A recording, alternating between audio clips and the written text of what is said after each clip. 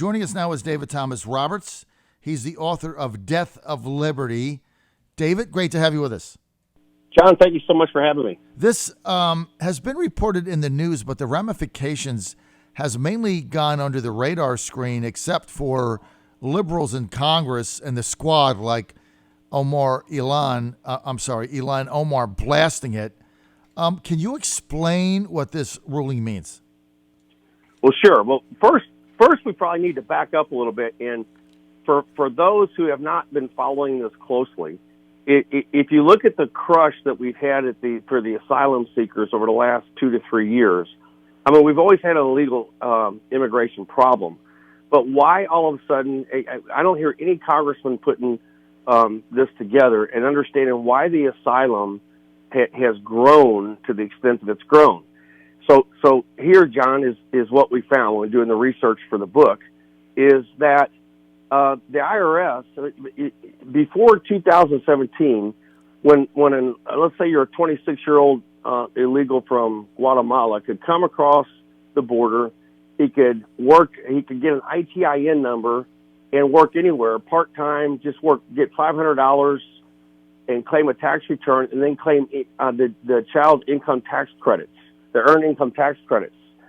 And this has been going on and you get thousands of dollars. And here's also what we found out, and this has been backed up by the Inspector General of the IRS. They're able to claim relatives, brothers, sisters, siblings, cousins, neighbors, who are as dependents for those EITC credits, but have never stepped foot in America. So this has been happening over the last 5 years. In fact, since 2004, we've paid $192 billion out in earned income tax credits to illegal aliens. So if that is the case, what we've had at the southern border is a modern-day gold rush. Not only can they come across and get free health care, free education, and other social benefits, but we actually are giving them cash.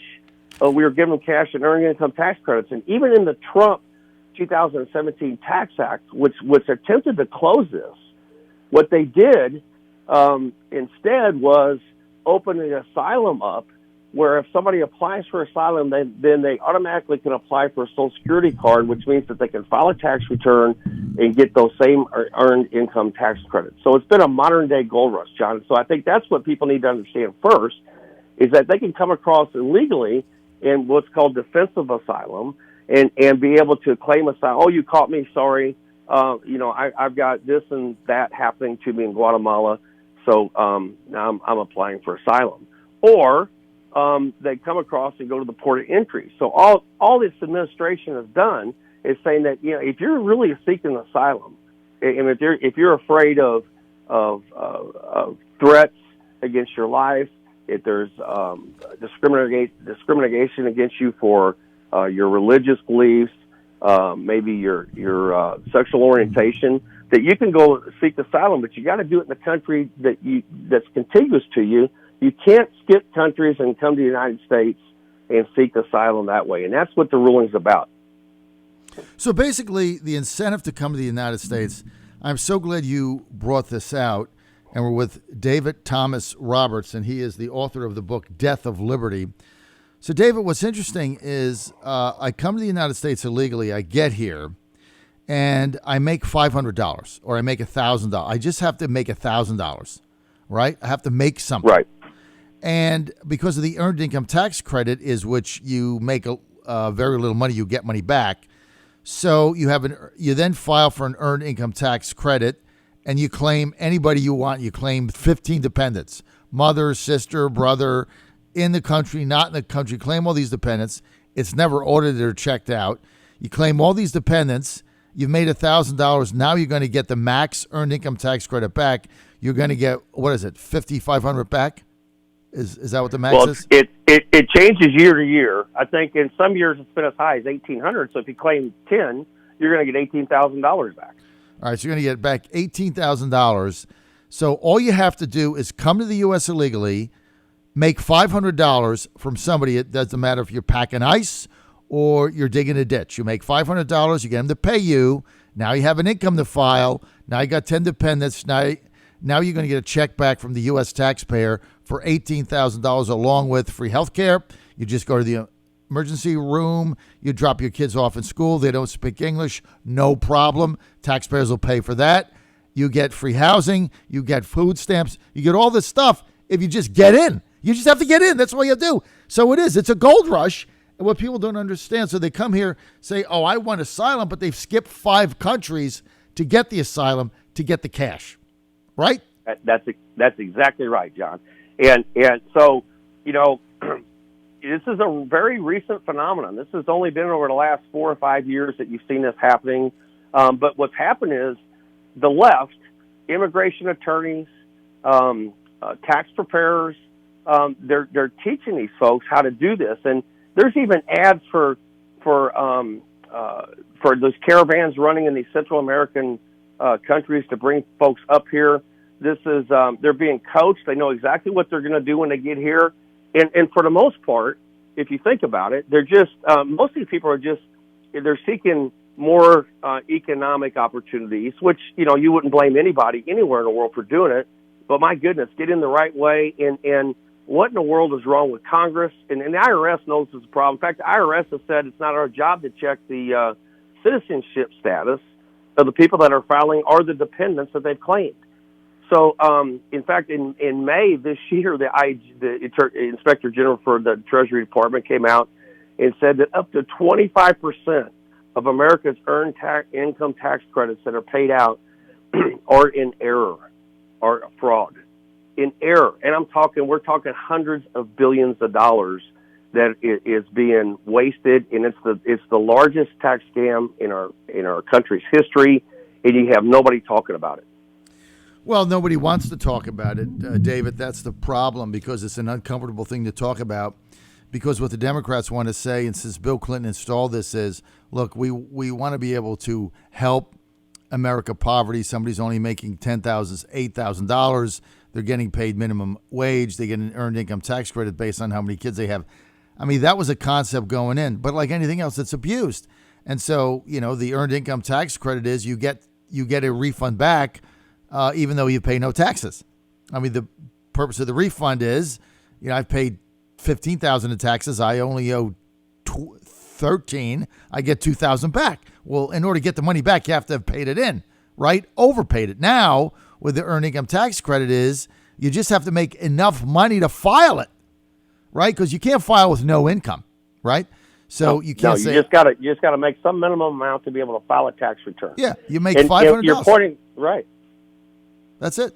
You've got to get a 1099 or a W-4 for somebody for $500, and you can get $18,000 or $20,000 back for doing nothing by defrauding the government.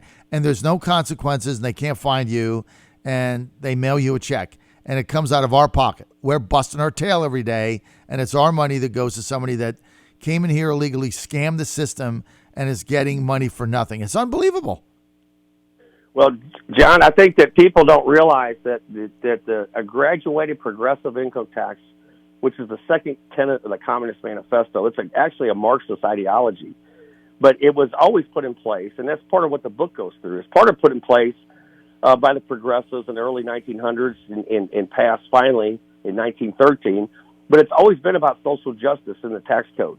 The Earned Income Tax Credit program, that entire program, dwarfs all of the welfare payments that are made through WIC, food stamps, subsidized housing. Take them all and lump them into a bucket, and earned income tax credits dwarfs it. And most people don't realize, I didn't realize till I did the research on this, that is the income tax itself is the largest social justice tool that progressives have. And you can see now how it is being abused. So you're on the John Fredericks Radio Network. Only got a couple more minutes. We're with David Thomas Roberts. He's the author of the book Death of Liberty. So, David, the Supreme Court, it wasn't really a final decision. They got rid of the injunction. What happens now? Well, what happens now is that that they've been allowed in Texas only, allowed to have a side they come across and they can't claim asylum if they're not contiguous to the United States. So for Central America, they gotta apply for asylum wherever they're coming from in the closest safe country. Another California judge tried to strike down something that was a federal issue, and this is going to weave its way again through the courts. You're correct that it's not the final decision. It's still going to be heard in the Supreme Court. All the Supreme Court did was step in and stop the injunction that the California judge did to stop this process. It's not a final decision. Right, but you would think that if the Supreme Court stopped the injunction, the national injunction, it's likely to hold to this decision, which is logical, because if you asylum is supposed to be for safety, not for economic gain.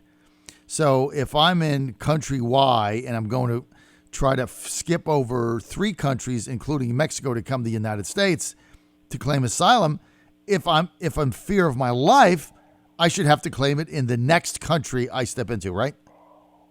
Well, you would think so. I mean, if you were in terror because you're in fear of your life, you're going to go to the first place you can go that's closest to you. But again, John, we all know why this is happening, because there's a pot of gold at the end of the rainbow when they cross the Rio Grande. You got it. Unbelievable. Let me thank David Thomas Roberts for being with us. Hey, buy his book, Death of Liberty. And there is a gold rush, no question about it. I'm glad that you've exposed this. David, I want to get your contact information so I can have you back. Kiara will get that from you. Stay on the line.